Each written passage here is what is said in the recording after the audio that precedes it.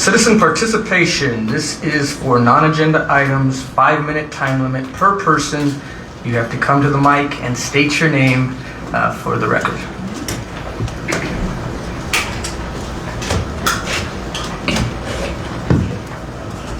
My name is Dee Leva, and I'm here as the co-chair for the 2A for LJ committee, and we wanted to provide a statement in response to the interview that was recently published in the La Junta Tribune Democrat by Ward 3 Councilman and mayoral candidate Ed Vila. There are several examples that are alarming because they're not factual.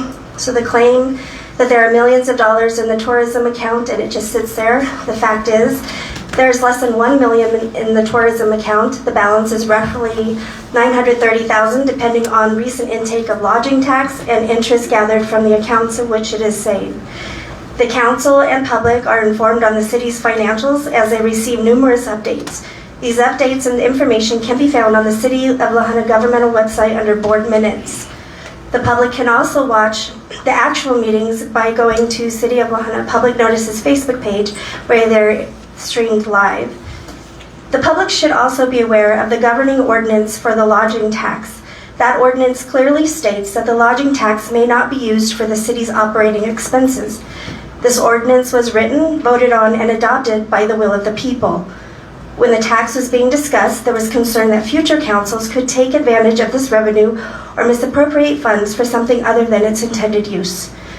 The limitations on for what purposes this money may be used are found in Enabling Ordinance 1497, passed and adopted on the second reading on December 21st, 2009. For any capital expenditures, with the exception of tourism, information centers, and related purchases, and no funds may be used for the general operating purpose for the city. There is a claim that various city functions, the pool, the senior center, the library, the golf course in particular, have some effect on tourism, and for that reason, the lodging tax should be used, in part, to fund these amenities. But to do so would violate the governing ordinance. To reaffirm the ordinance, the lodging tax cannot be used for capital expenditures or city operating expenses. Another claim, the lodging tax funds are just sitting there.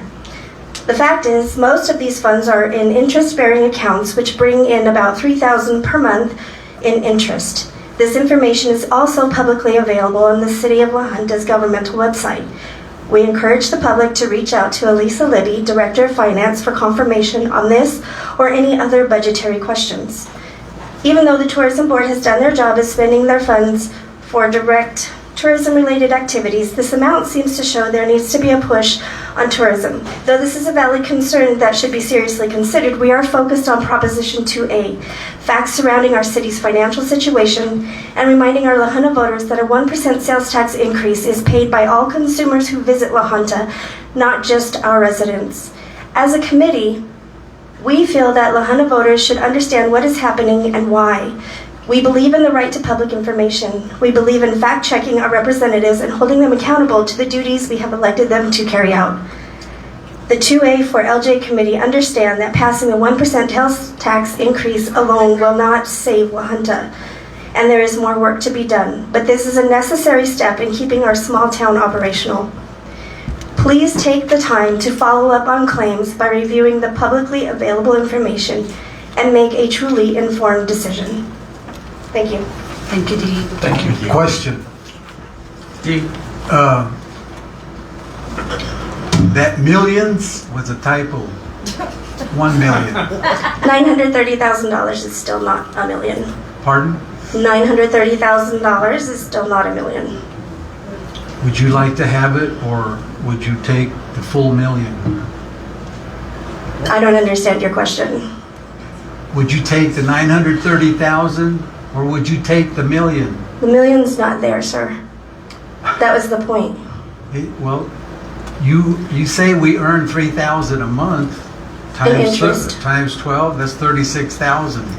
Well, I came up here for my 5 minutes for public interaction, and I said what I had to say. 5 You can minutes. argue with the rest of the council, No, but I'm arguing. not. I'm So, pointing thank out you for a your time. typo. Thank you, Dee.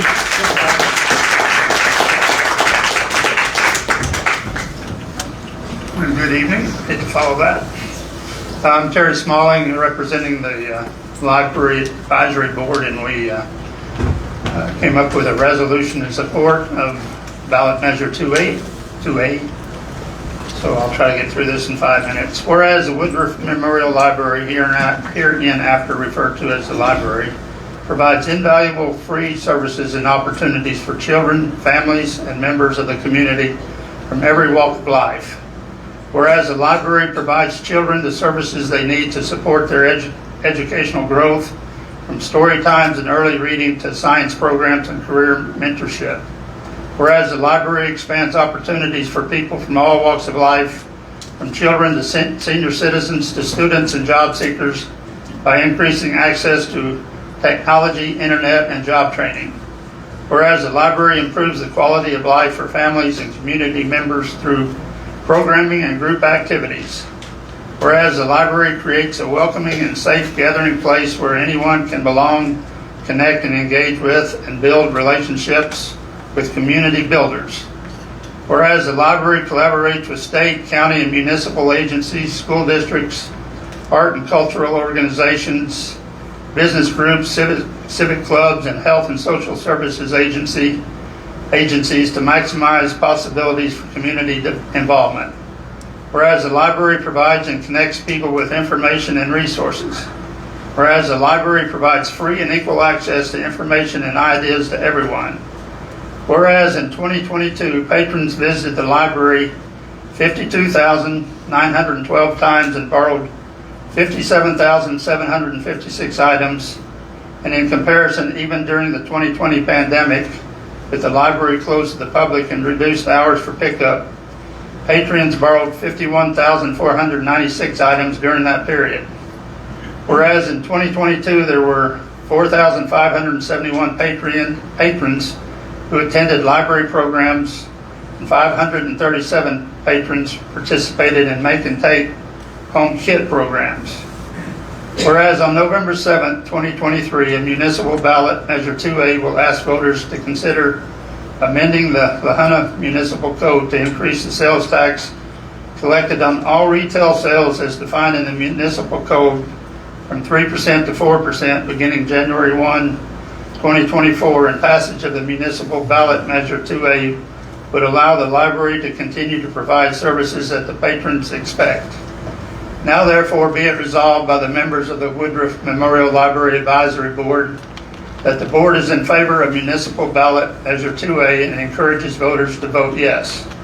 The members of the Woodruff Memorial Library Advisory Board support municipal ballot measure 2A and believe it to be in the best interest of the library and the community. And this was adopted on August 21st, 2023. Thank you. Thank you. Thank you, Terry. Thank you, sir.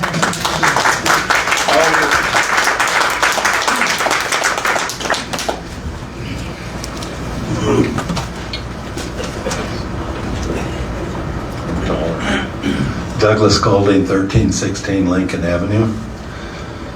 First of all, thank each of you for your service to the city and the opportunity for citizens like myself to express our concerns. I'd like to revisit a concern brought at the last town meeting, that is the appearance of the city, particularly concerning weeds and trash. First of all, I've got some concerns, but I'm not going to. I also have some suggested solutions. If we are not currently enforcing this ordinance, and in years past have not enforced this ordinance, I suggest that it be eliminated along with code enforcement that's charged with seeing these codes are enforced.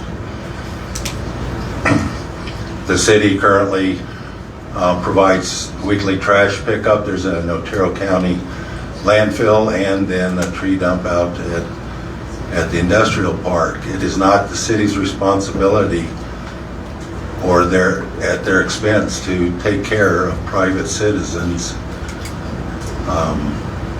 property. And I'm not against any of these programs. I'm not saying they're bad. I'm just saying, given our situation, there's going to have to be some tough decisions.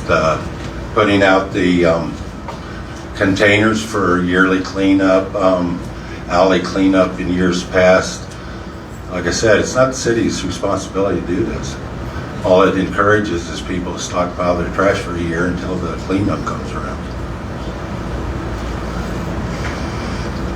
Second, concerning the 2A for 4A, I'm not going to suggest people vote for or against it. I just want to bring up some facts that I haven't necessarily heard about it. First, I don't like the negative scare that we're going to shut down the golf course, the library, the swimming pool, the senior citizen if it doesn't pass. I know, and I know you know, that would be economic suicide for this city. Without those facilities, people are going to leave. And you know it. I, for one. I mean, if I don't have a golf course here, I'm going to find someplace that has one.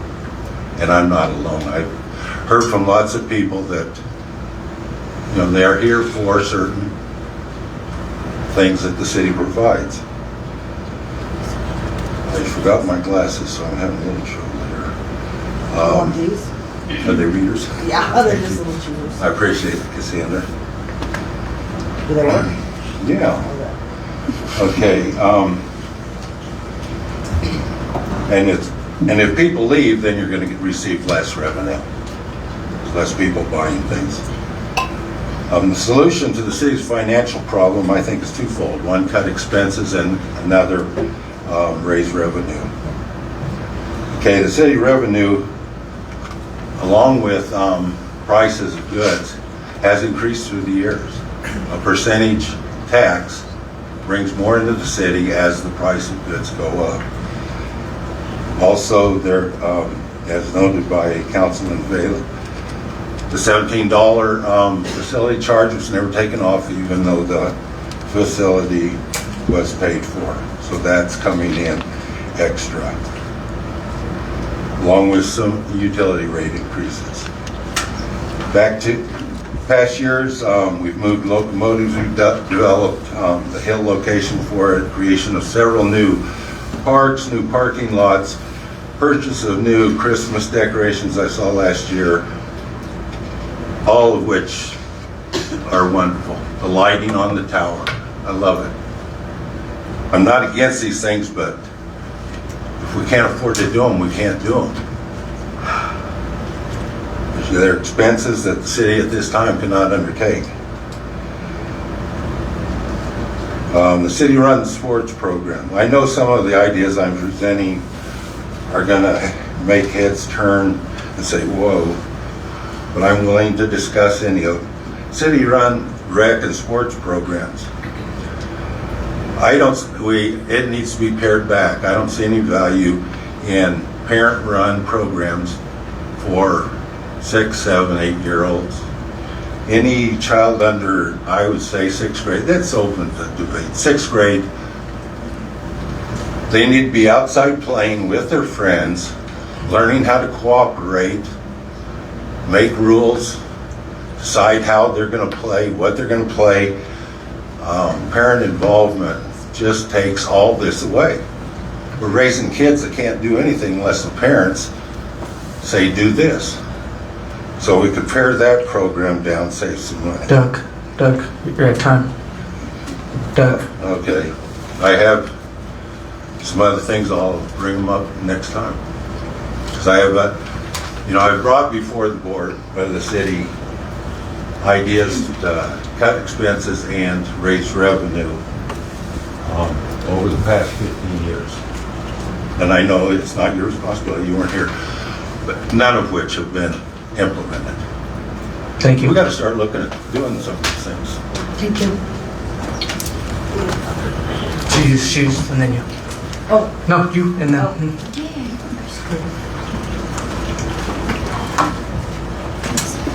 Please state your name, ma'am, for the record. Cassandra Thomas, 324 Bradish Avenue in La Junta. My time hasn't started yet, has it? Right now. So you don't have to try to remember what I said. Since you went to Betty, I'll give you 10 seconds. Okay. Thank you, council, for your service to the community and for the time for me to speak today. I have concerns that there may be citizens that believe Mr. Vila about the city budget matters. I read the article in the newspaper, or rather the full-page free advertisement for his mayoral bid, where he's quoted.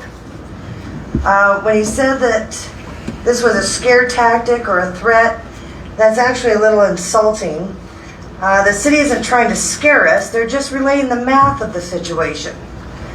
When Mr. Vila said we should use the money we have in the city coffers. So apparently he doesn't understand that to be solvent, we have to keep money in reserve. He didn't understand that the utility bills go up because the cost of everything relating to the utility department has gone up. Parts, fuel, staff, power generated elsewhere that we have to purchase. And he talked about looting the tourism fund. She said it very well. That was established specifically for promoting tourism and is a percentage charged for the lodging only, and it's not the city's money. That's specifically for the tourism board. The nursing home is funded by a special tax. That's not the city's money. Mr. Vila said that nobody in the city can explain how they intend to spend the tax increase, and that makes it sound kind of shady. If you look at the budget, and I have, just as everything costs us more to shop and travel and pay our insurance and hire a contractor, the city has to pay for things also, and it costs them more money for these things as well. I'm concerned that Mr. Vila isn't understanding that. He said the city always balanced the budget without tax increase or cutting services, and again, the city's been able to pay its bills because it's been dipping into our reserves. And we're starting to run out of reserves. And I'm concerned that Mr. Vila doesn't understand that money has to stay in reserve. I'd also like to mention that Mr. Vila was beating the streets looking for support of this tax increase the last go around. And I'm assuming he's opposed to it this time just to try to drum up some votes. We've all seen the closed storefronts around town. I know it's hard to keep a business going. We all need to keep in mind that cities, every city, is funded by the sales taxes they bring in. When we don't buy local, that's less money for our town to operate on. When a store closes, that's one less business that is collecting sales tax to fund our city.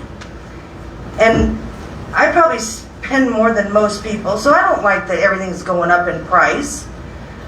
But I think this tax increase is a necessity to keep our town in a strong financial position. Thank you for your time. Thank you.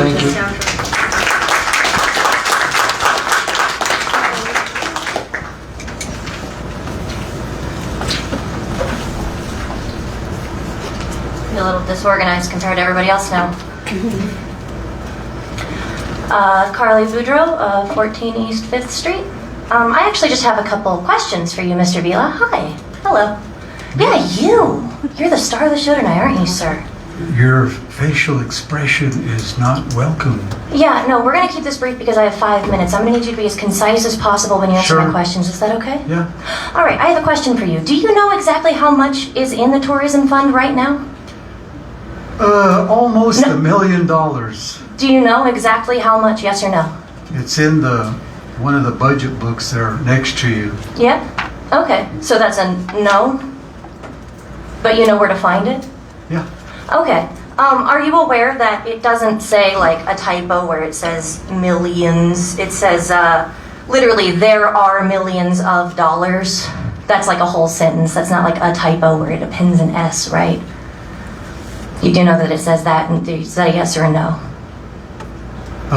Yeah, that's a complete misstatement. Oh, okay. Are you going to ask for a retraction from the paper? Do you agree with me that that's an egregious misrepresentation of how much money is in the fund? Do you do this with the other? I'm not asking you that, sir. I'm asking you if you think that's an egregious misrepresentation. I have 5 minutes. I need you to answer my question. Please back off from the mic because you're coming in muffled. I'm sorry, sir. Let me try again. You're You're from where? I'm from here. I need you to answer my question. I have 5 minutes. Do you agree that it's an egregious misrepresentation to say millions, even if it's a typo? No. No? You think that millions and million are the same? Yes or no, sir? No. I have 5 minutes. No. No? Okay, so you think it's a misrepresentation to say millions instead of million, even if it's a typo, you would say that that would misinform a voter? There was going to be a retraction later. Oh, okay. There was? Because that newspaper only comes out once a week. Oh, fascinating. Okay. Will it be as big as the headline article that you're in today? I'm not sure. I'm not. Is the retraction already posted on the online version? Sorry, sir. I have 5 minutes. I need to be quick. You're very rude. I Yes, haven't sir. even answered the question. I'm quite rude. I have 5 minutes. I can't answer your question. Do you intend to push for there to be a retraction since it's a grievous misrepresentation of what you believe to be true?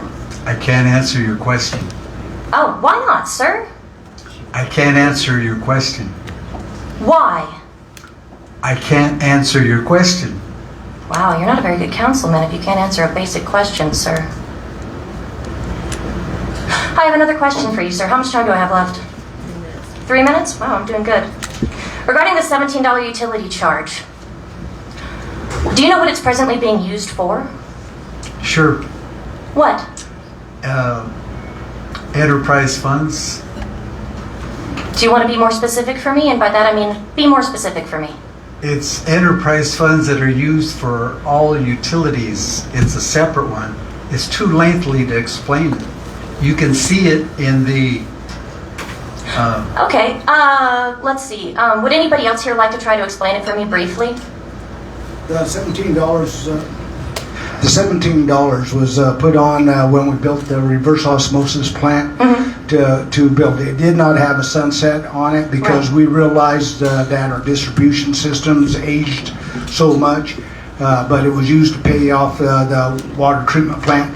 And just like what we thought, we know that we got to use it to start replacing pipes and stuff, but now with all the inflation and stuff like that, that money just got ate up. So that $17 But per could only utility be bill is being used just for... water.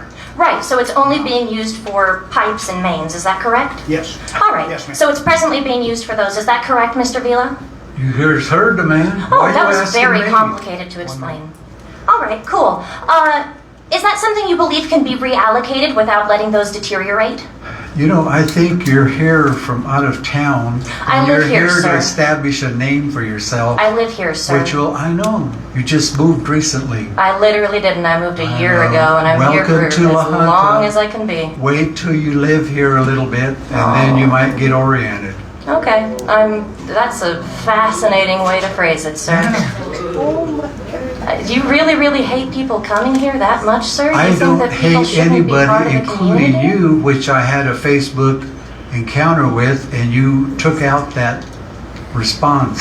Oh, that's right. Did that hurt your feelings? No. Oh, and you remember. Fascinating. Yeah. I have no further questions for you, sir, since you can't answer them. But thank you so much for your help, sir. You were quite informed. Thank you, Carly. She stuck her tongue out at me. Anyone else for citizen participation? No, sir. Why is a council member leaving? I don't know. I'm like you, I gotta have my coffee. You want to take a 2-minute break so Ed can be up here for this? This is a fucking thing. Turning into this almost every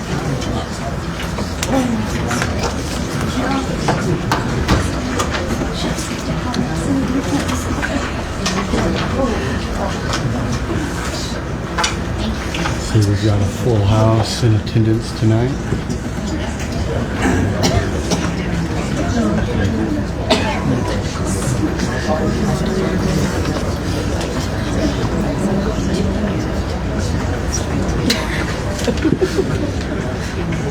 Oh, no, there's not. I'm getting this.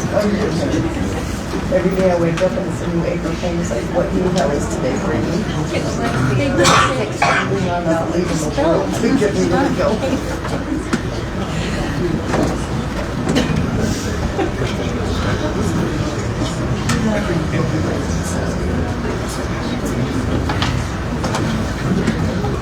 Mr. Vila, we're waiting on you. It's not a time to be conversing in the audience. Don't wait on me. You're not going to be up here for citizen participation? You never have before, Joe. Huh? Well, I'm waiting for you now, Ed.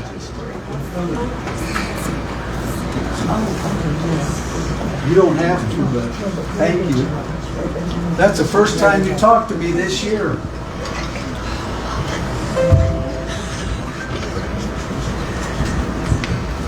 Proceed, ma'am. Kimberly Gallegos, kind of close to the mic here.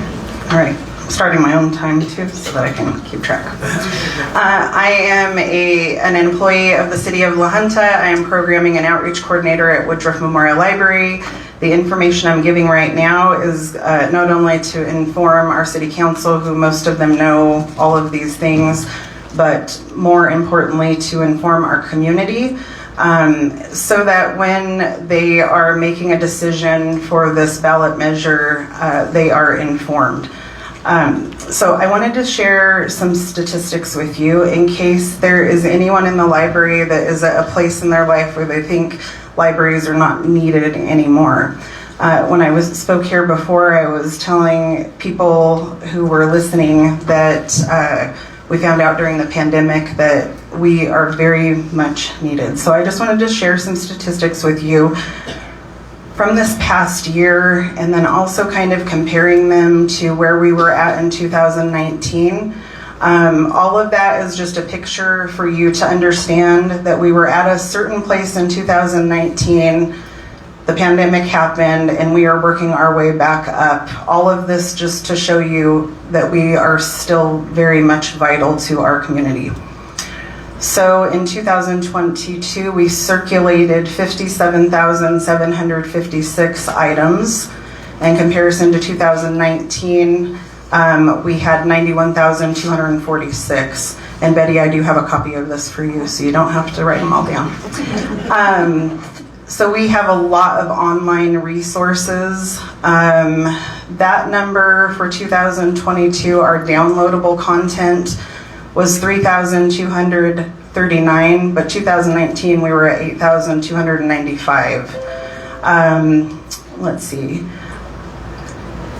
I wanted to do our reference numbers, so that's anybody that calls to the library and they need answers to a question of some sort or information they come in. That's for 2022, that was 4,819. I want to go back down to our door count. So for 2022, it was 52,912. But in 2019, we had 100,974 people walk in the doors. Let's see, programming. We did in 2022 175 programs that brought in 4,571 people. But in 2019, we had 438 programs that we offered, bringing in 10,510 people. Our computer usage, we had 13,910 times that people came in to use a computer. In 2019, it was 34,425. In my 5 minutes, I'm just going to be skimming the surface, but I'll be back. We also offer a VPC clinic. This is a self-help legal clinic.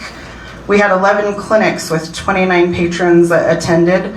48% were civil, 10% property, 31% domestic, and 10% probate. This is 15 minutes with an attorney to get legal advice for free.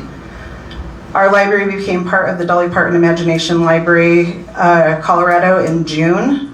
It provides one book per month per kid, age birth through 5 in Otero County, by providing books every month at no cost to families. The Imagination Library increases childhood literacy rates, fosters a love of books, and promotes a culture of reading among all families in Colorado. The state pays for half of the funding through a grant, and the Early Childhood Council of Bent, Otero, and Crowley counties pays the other half. We registered 290 and graduated 25, which means they turned 5 during 2022. 19 different volunteers completed 520 hours of service to the library. Most of those hours were from the teen volunteers that help us with the summer reading program. And like I said, I'll be back to share more statistics for anyone out there that thinks that we can do La Junta without a public library. Thank you. Thank you.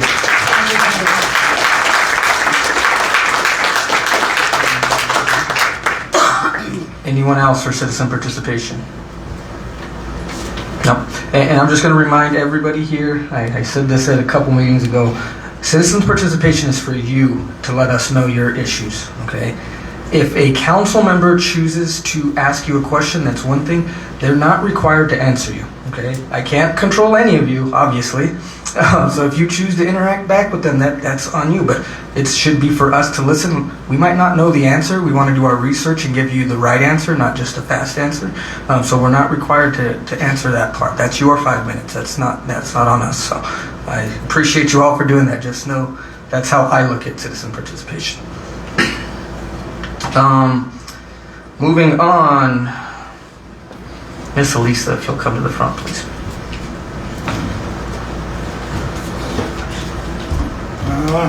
So hey, we have 25 copies of extra copies of the budget book if anybody's interested to come get it. Now what Lisa's going to do though, this is a different budget book than what we've normally been doing.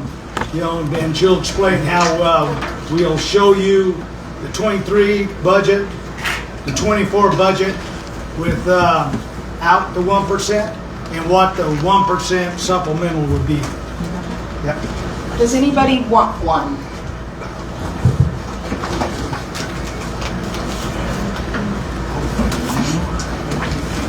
Did you tell them about the yellow sheets? She's going to explain that. Can you pass that all the way down?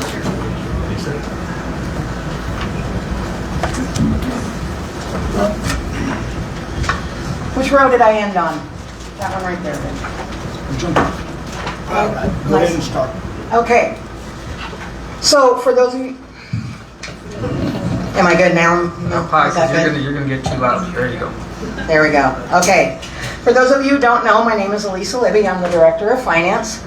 I started with the city in November of 2004, and in December of 2016, I became the Finance Director. So I have 19 years experience almost, 2 more months. And I have been doing the budget with my predecessor and with Rick since 2006. So this is actually the first budget that I've ever done that balanced to zero. Never done one before. We're very proud of the work that all the supervisors put in with Rick and myself. I usually just do the numbers and they come up with them. But we're very proud of what we have for what we have to work with. You'll notice the cover. Every year that I've done a cover, I've tried to put out what the city is thinking, working on, what's kind of going on. And so this time I did this one because I believe that it's a reflection, and I think it's important. I'm just not sure if this budget is representation of the future or the past. But I do know that the 2024 budget is a pivotal moment in the city. So with that said, I'm going to answer the one question of how did we get here? That's been asked me many, many times. Well, it was kind of easy. We started doing programs, we had grants, we had different things people wanted to do. The fund balance used to get money in, and we started these programs. And then in 2015, we realized, Rick and I looked at each other and we said, you know what, we need a 1% sales tax increase because we're starting to go down instead of level. And it didn't pass, but we knew that we had 5 years. We didn't need it for 5 years. We had enough savings, and as I always say, if you didn't know this, if we don't need it, we don't spend it. So sometimes we didn't do as much. Or the price was a better deal. I mean, you don't know how many times people come in and say, do you know what kind of deal I got? Then in 2021, COVID happened, and we had a funny, and I'm going to say funny money, because when you get a grant, they don't let you do operating. When you get a grant, there's a match. And in 2021 with COVID, we didn't have to make that grant match. They said, no, never mind, you don't have to come up with 20,000. We're just going to give you the whole thing. Then library, airport, senior center, they all got grants that paid for operating. We were like, whoa, really? Operating? Are you serious? I even told Bill I thought he was wrong. He didn't read it right, but he did. I mean, that's the kind of money the feds were giving out, and we spent it, and thank goodness we did, because rumor has it they're asking for it back if you didn't spend it, but we did. So we didn't touch our money. Then in 2022, everything went up, like crazy went up. And we were flabbergasted.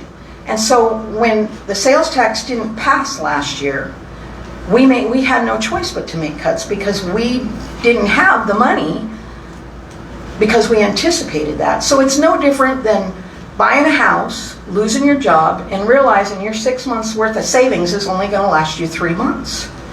It's pretty much the same thing, and that's how we got here. That's the answer to the question. It wasn't any one person's fault. It wasn't any one person not paying attention. It wasn't any one person at all. It was life.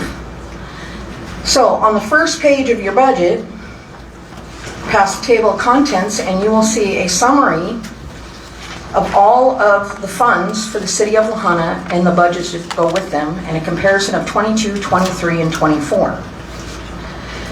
Page 2 is a 3-year comparison, and it is our major funds, and then we have our minor funds on page 3. The remaining of section 1 is just a 5-year comparison of all the major funds. Then you get to section 2, and this is all the general fund. And when you're looking at that 5-year comparison, like on the sheets that'll show operating, salaries operating, and capital outlay, please notice there's no capital outlay for 2024. That's a first. So we put in percentages of how much the money goes where. I'm going to hold it up for everybody. And if you'll notice down at the bottom, it says forestry, golf course, and library, and there is a 0%. The senior center is 46, but that's going to be absorbed by transit. There are certain things that the senior center and transit do together that we've separated for grant purposes. They'll be put back together because transit is federally funded. But the biggest thing on this is page 6. Page 6 is the 1% analysis pending the voter approval. And the first column is the 2023 budget.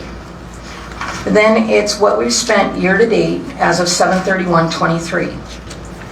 Then you have the 2024 budget. That's what we're presenting to council. There's a 1% supplement that if the 1% passes, we will come back to council and we will ask for appropriations to spend the money where we have indicated, or they decide to change and indicate where they want us to spend it. And then I have the combined amount. So if you take what we are presenting to you today, what we will present to you if the 1% passes, that is the combined budget. I didn't want anybody not to know where the money went. With this 2024 budget, at this moment we have 98 employees. Without the 1%, we will drop down to 75 and we will cut 23 positions. The 1%, even though it says 1.5 million, I wanted to point out that when we close things, we also lose those revenues. So even though the sales tax is 1.4% anticipation, we also lose the revenue from the pool, the library, and the senior center, and the golf course. Section 3 is the 2022 actual, the 2023 budget, and the 2024 budget for the major funds. Then you get to section 4, which is our 1-year capital plan. And as Rick said, normally this is 4 pages, it's 1. Rick once told me if there's no capital, there's no growth. That's all just take a look. Section 5 is our 5-year capital, and that's where we plan to see ourselves in the future. Then you get to the white pages. Everybody says, where did our money go? What are we doing with it? Where's it coming from? This is where it is. This white page, I'm looking at the first page, and it says that I'm expecting sales tax of $4,370,000. It says that I'm expecting electric franchise fee of $753,000. This is line by line. When people say, what are we spending on? Here's line by line. If you flip, it tells me. And if you have any questions, just call Lisa and myself and we'll answer them. This also says, like for me, I have $35,000 that I can spend on postage to mail all the things that need to be mailed, like the utility bills and other things that we send out. That's my budget. If I'm not going to meet my budget, then I have to come back to council and ask, hey, can I have a little bit more money? I can't just overspend, I have to ask. Then I put in a new section. After you get through the white section of the general fund, which is what we are proposing, you have this yellow section. This yellow section is line by line supplemental. It is what we hope, if the 1% passes, that we would spend the money on. Line by line. So it says the total for the golf course would be $381,400. It says the total for the library would be $548,700. That's what we would ask from council, but they can change it at any time. Beyond that is all of the enterprise funds. I have Which always are not part of the general fund. We cannot use enterprise funds over in the general fund unless it's a some type of true emergency. an unprecedented, unplanned emergency. You can tell when you're in a different fund by the numbers. This is 02. If I flip, it's going to say I'm on 12, which is water. So if you need to know what those are, give me a call, I'll tell you. But I've always agreed with Joe, transparency. Transparency. And I am a citizen of Lahana, and I pay sales tax, and I live here. And I am darn proud of the financial that my department puts out and gives to Rick. We watch everything that we do, and we don't spend if we don't need it. And I 100% agree. This, you grab one right now. You can come into the city building tomorrow and pick one up. I have them right here. I'm gonna make some more. I have a couple. I'll make some more. Because I don't mind. There's a copy at the library. You can go over there and thumb through it if you want. And it will be online soon. I'm getting there. So that is the 2024 budget. I don't go over numbers and neither does Rick when we give this the first day. But we will have a budget meeting. You almost made it through. When you guys schedule one. But do you have any questions? Just to be clear too, how long have we been dipping into savings? I've been here 18 years and I've never seen us not. There's been just a couple of years we'd put in maybe $200,000-300,000 into it, but normal years we were taking 150, 200 out. But then it just grew. And at your report, you let us know that, don't you? Yes. I've actually adjusted the reports as well to this year, and I've informed anybody that looks them up what the cash is, what the investments are, and what our liabilities are. So I've actually expanded rather than just give you revenue and expenses and tell you to have a nice day. So this year we've expanded even more because it was asked. When we give what we're asked. If we didn't know you wanted it, sometimes you don't know what you want, right? But yeah. Thank you. Mm-hmm. Good job. Thank you. No problem. Yes, by all means, ask Elisa for one of these. And I always have extra. Thank you for clapping for Elisa because, I know how agonized we were about doing this budget and how hard it was on everybody out there. I mean, I've been doing this 42 years and I've never been in a situation like this. And I've seen some bad years around this place. So thank you for the clap, man. That was nice. Mr. Maloff. Mr. Mayor. an ominous Ike. sound for the return. That's his theme music. As soon as I say something, my microphone won't work. No, we fixed it. Gosh, thank you. Did you hear her music? I hear bells in my head all the time, but it's not necessary. What else did the voices say? Mr. Mayor, the Lahaina Chamber of Commerce, doing business at 110 Santa Fe, has requested a special events permit for the Tarantula Fest at the Livewell Park to begin on September 30th, 2023 from 12 p.m. to midnight. That application is in order, the fee's been paid, the posting's been done. City supervisors have reviewed it and recommend favorable consideration. Do we have a motion? Motion to approve the special event permit for the Lahaina Chamber of Commerce for the second annual Tarantula Fest. I have a motion. Do I have a second? I'll second. I have a motion and a second. Any other discussion? If not, I'll ask for your vote. And I'm abstaining because I know the event manager, so. So that passes unanimously with one abstention. Mr. Maloff. Mr. Mayor, the Steakhouse Limited, doing business as the Steakhouse Limited at 27866 Frontage Road, has requested a renewal of their hotel and restaurant license, currently scheduled to expire on August 29th, 2023. The proper fees have been paid, posting has been accomplished, and city supervisors indicate compliance with the code and recommend favorable consideration. Do I have a motion? I'll make a motion to approve the application for renewal of a hotel and restaurant liquor license by the Steakhouse Limited. I have a motion. Do I have a second? Second. I have a motion and a second. Any other discussion? If not, I'll ask for your vote. And that passes unanimously. Mr. Maloff. Mr. Mayor, by way of explanation, and I think there is a need for an explanation here. I've been sitting in this chair for 35 years or so. I finally got moved in. In any event, through that tenure, I can tell you that in terms of the valley and the perceptions of citizens in the valley, the Lahaina Police Department is by far the leader.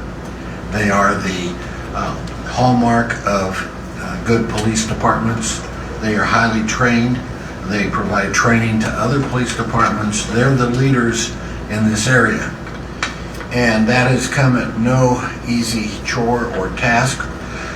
Part of it is that about 20 years ago we created a special fund where an additional $5 surcharge was tacked on to moving offenses and that were convictions within municipal code. And every time there was a conviction, that $5 went into a fund for training for the police officers as well as for equipment that they need. And as everything else goes, costs have gone up and revenues have gone down.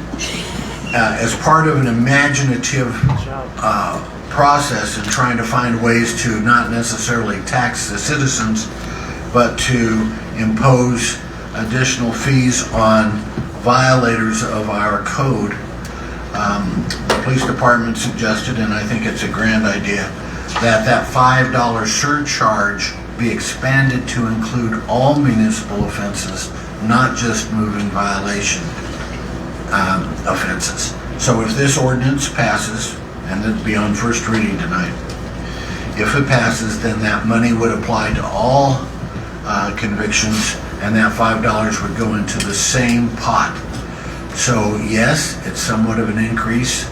No, it's not really an increase to moving violations. So with that said, Mr. Mayor, if you would entertain a motion to read by title only, please. I would entertain a motion to be read by title only. Mr. Mayor, the imaginative title prepared by me, hold on, an ordinance amending mandatory surcharges.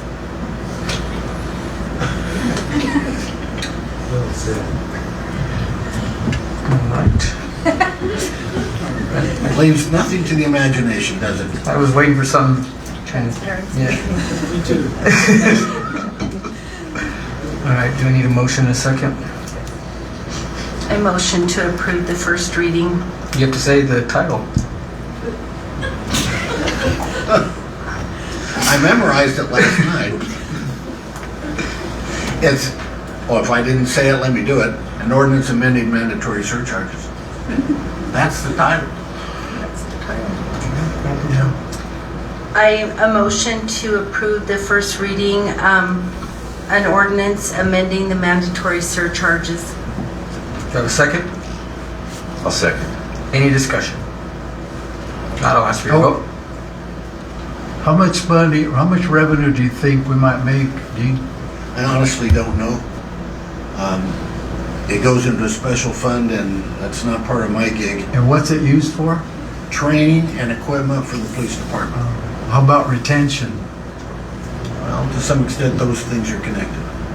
I suppose if we paid for some of their equipment and stuff, that's a good thing to retain officers.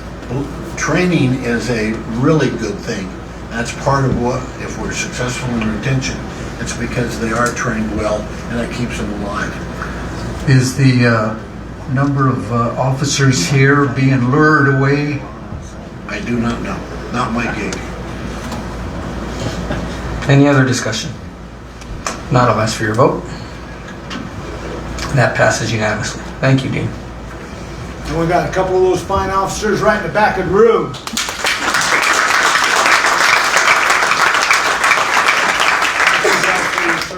All right. Committee and board reports. Any committee and board reports? No. It's too early in the month, isn't it? Okay. City manager comments. All right, it's a busy time out there, and I know weeds. We got over 200 weed notices. Got over 200 weed notices out there. So please take care of your weeds. And the good thing about it is we're in September, and you know that once September's gone, we get these weeds out one more time.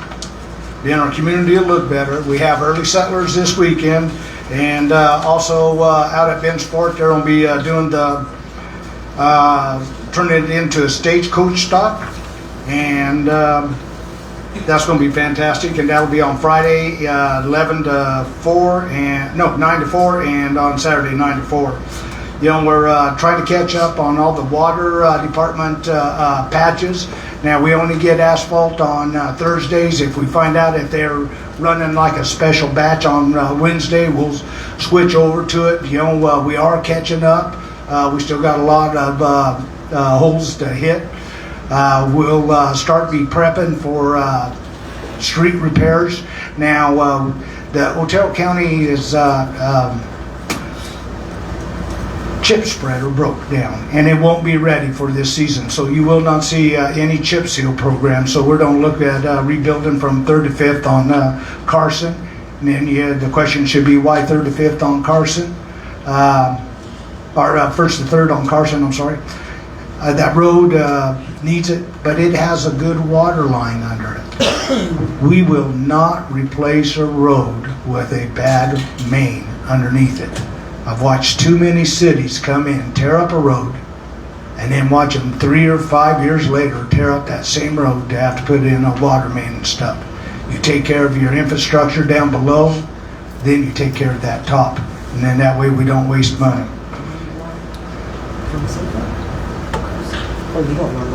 We're scared too. It's not a scary tactic. I hate this. This is a weight that I wish I could get off my shoulders. But we'll find out in November. Whenever I hear that deal that we're trying to scare and stuff, I just wish that everybody was listening back in 2015 when I was out there pitch hitting, and we wouldn't have been in this predicament. But let me tell you, in 2015, after it didn't pass, the rural fire, and that's a special tax, special district, it's property tax, came to our rescue.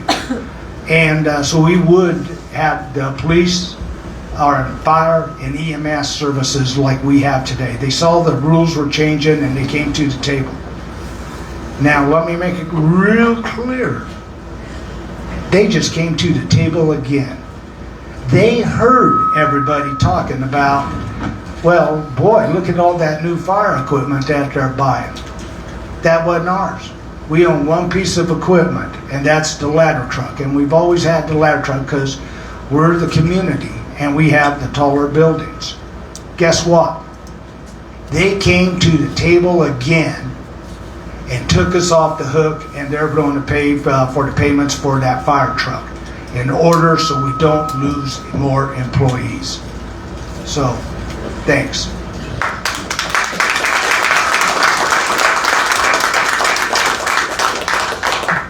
All right, governing body comments. I want to thank everyone for coming out, whatever your reason was for coming out. Thank you for coming. I don't care if you've been here one day or 30 years. I thank you for being a part of this town, being a part of this community. There's a lot that is hopeful about the future of La Junta. You just have to bear with us a little bit longer and we'll get through this. There is going to be another city town hall meeting on the 12th of September. That one's going to be a crime town hall. So it's going to be myself, Mr. Maloff, Chief Quick, and Deputy Chief Scott Copley. And those questions are going to be a little bit different than the ones we got at the first one, where it was anything goes. This one's going to be focused on crime, anything from municipal offense to a speeding ticket. As best as we can answer it, whether it's county or city, we're going to try and explain those things, because I don't think everyone understands how that works. So that's going to be on September 12th at 6 here in council chambers. If we'll be putting something out soon, right, Paula? Yes. Okay. So we'll put that out, and the question should be emailed or brought ahead of time. That way we don't have someone, maybe getting up here for too long. I don't want to cut their time, but I'll read the questions for everybody, and then we'll go from there on that. But it'll be the same layout. You guys will have up to 2 hours to ask all your questions you can.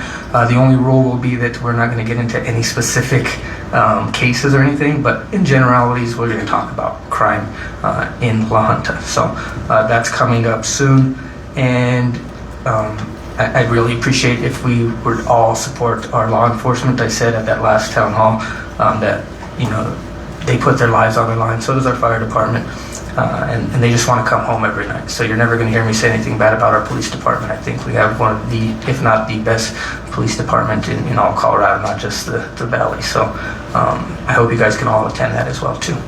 I'm going to adjourn this meeting, but we're not done for the night. So after I adjourn this meeting, I will no longer be in control of this meeting. The meeting will then go over to Judge Manley, who will take control of this meeting. So I ask all the council members to show the judge the respect that all of us deserve up here, okay?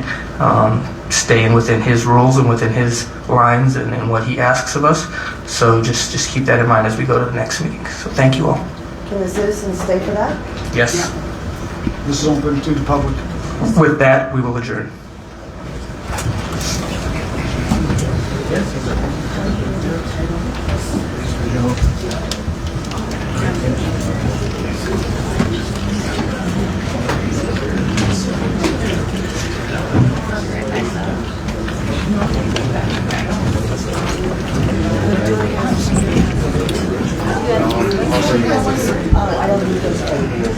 We'll be right back live from La Junta City Council chambers with your Southeast Colorado news on seconews.org. I'm Adrian Hart.